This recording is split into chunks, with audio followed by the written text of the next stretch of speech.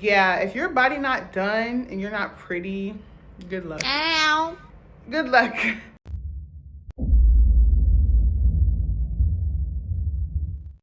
What up, this is Solo Traveler ORD back with another video review. And of course, don't forget to like, subscribe, and share. Hit that bell while you are here. So with this review, we're gonna go over the Passport Sys, which is AKA Passport 304s. Man, the AKA Passport love going to Dubai. So we can go ahead and see what's up with these girls. Got another one on them, so let's go ahead and check it out. So this is the Dominican Sanky Panky. For those of you who don't know what that is basically foreign women that goes to Dominican Republic looking for Dominican men. And they usually pay. It's kind of like the women from the United States, they go to Jamaica searching for that big bamboo stick. It's the same thing. So let's go ahead and check this out.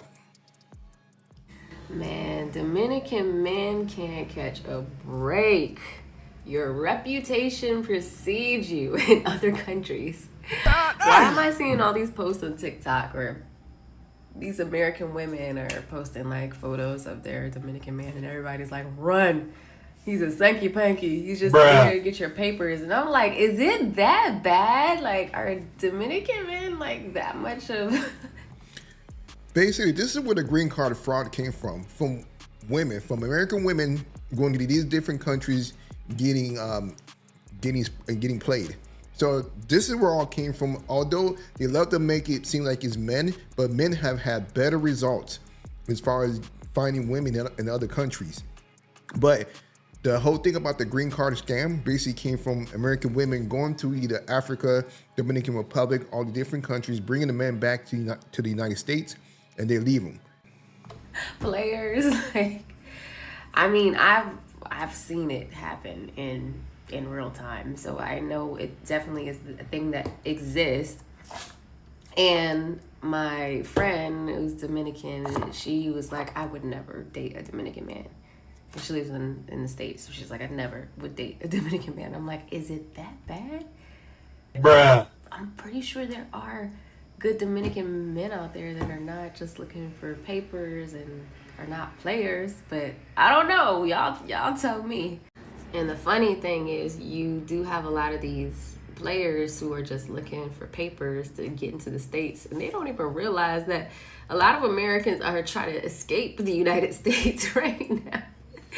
I don't think they realize like the political dynamic and the chaotic dynamic that's happening in the U.S. You know, you're thinking just about money, and yeah, you move to the United States, you can make more money, but you also have to consider that the cost of living is higher. So yeah, you probably will make more in dollars, but you're going to spend more because it's expensive in the United States as well. Like food is like 10 times higher over there. I mean, rent. So it's like a wash. I don't know. Like, I don't know if they're really thinking about like, okay, I'm going to move to the States and make all this money. I don't really think it works that way.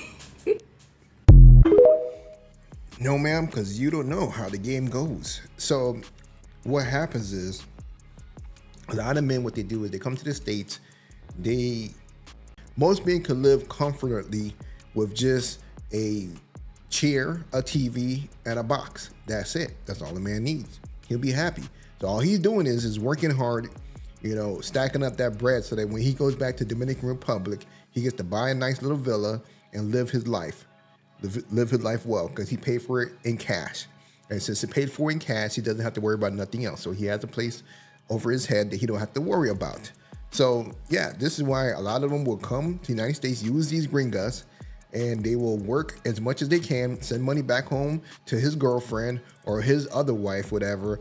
And basically in the end, after he's done, he basically will divorce you. And since most of these women, they're making more money than these men, so they have to pay alimony towards these men, and then they'll use that money and the money that he's been stacking up and go back to his actual foreign country and live good.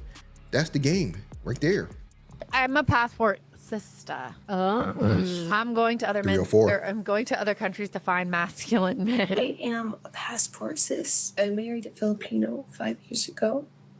So guys, I'm officially a passport girl. I am done with the broke 50-50 men in America that want to go 50-50, that want you to cook, clean, and be a slave.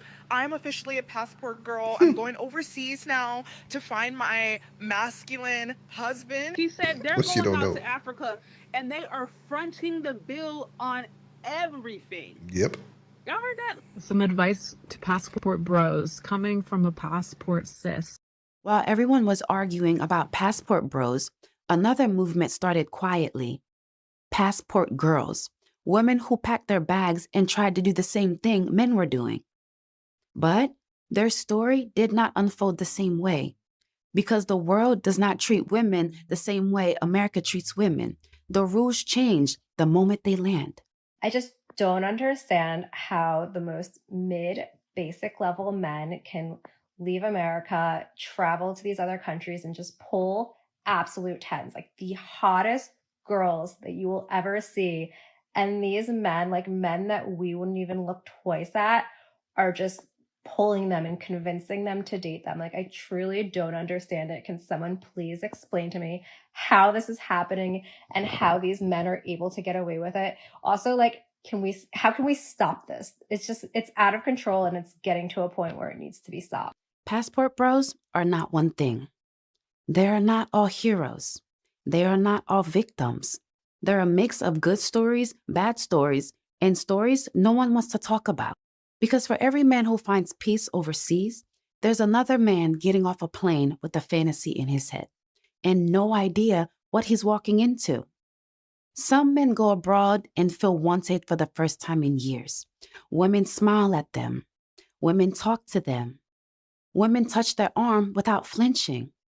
Women appreciate simple things, and that feeling is powerful. But some men go abroad and get humbled quick. They trust too quickly. They spend too much. They move like tourists, not partners. And they get used for their money, papers, food rights, and access to America. Only thing I'm going to disagree with her on is the fact that saying that men are getting off the planes and not knowing what they're getting themselves into. No. In this day and age of technology, men know what they're getting themselves into. They know what is out there. There is so many podcasts, videos, blogs, whatever you think of that are out there to help brothers know what is out there in each country and what to do and what to look out for.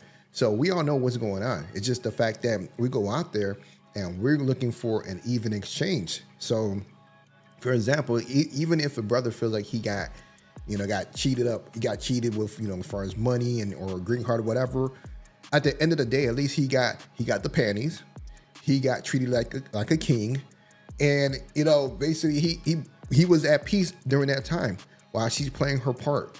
So basically, you're paying for that service. That's what it is. So I've officially moved back to Lagos, Nigeria, and it has been a little bit over a month now since I've been here. And I just want to give you guys a couple of things that I noticed. Desi December is definitely not the same as living here. People are actually working. And I do understand why people don't want to work, actually, because first of all, like, your salary might be like 200K or 300K. You're even lucky if you're making that. And then on top of that, things are always happening here. Like, you can go to a random party on a Tuesday. Obi's house might be on a Wednesday, just randomly. So I see why people don't want to work, but yet people want money, Going to Lagos clubs. Yeah, if your body not done and you're not pretty, good luck. Ow. Good luck. And then it's so crazy because something I noticed is people with braids in the States are valued, but people with braids in Lagos, it's as if, who cares, Why would they need to be valued? Because everybody's the same. We're all black people over there, so everybody get their hair braided, so it is what it is. So why would that be something special? I don't understand. Maybe you guys could tell me what I'm missing, because I'll be looking at it at the same thing. Like, even in the States, I'm like, so you got your hair braided, okay, nice. Look nice, but why is it so highly become to be such a big thing? It's a part of the culture. Everyone has braids. It's easy to get braids done. And how much are braids, So you got to come with a wig. You got to be a girl with a wig. And on top of that, you might be a 10 in Texas, but you could easily be a 3 in Lagos. Lagos has baddies. We say that all the time for all the women in the States.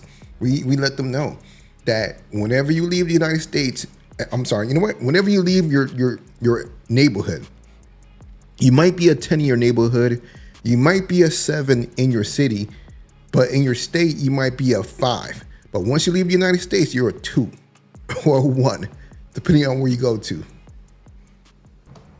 No one is sending you. If you like, be the baddest bitch in the room in your head. But you're going to meet other girls who are baddies. Lagos has baddies. I can't even explain it. So, you know, good luck on that. Definitely just come with some high self-esteem if you're going to be living in Lagos. Make sure your hair is always done. Make sure your nails are always done. Go get your wax.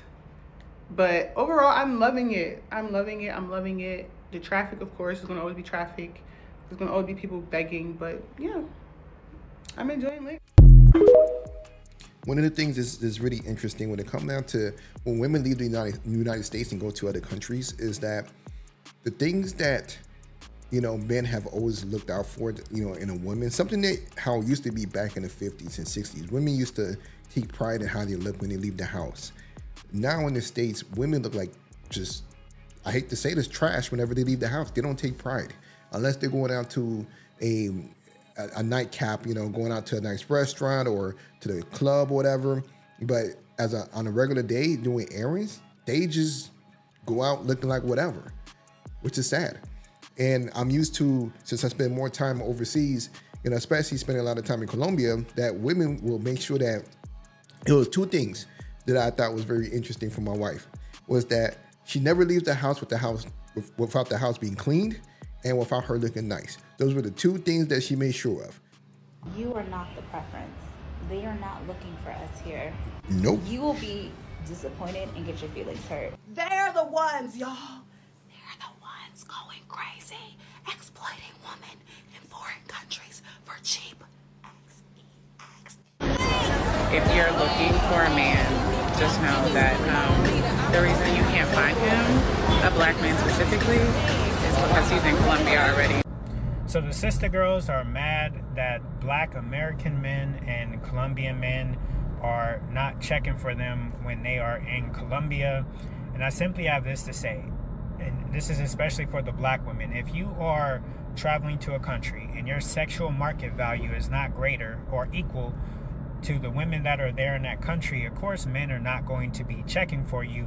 And obviously when men travel, they are looking for women of that nationality or from that country to meet and get to know. They're not looking to meet other American women that are there. Facts, now, no offense. Also, this is just me being brutally honest, the large majority of black women that I've seen in Medellin, Colombia, they're not attractive. They're overweight. They don't present themselves well. They're not even anything close to the beauty of the local women in Medellin. So, of course, men aren't tracking for you.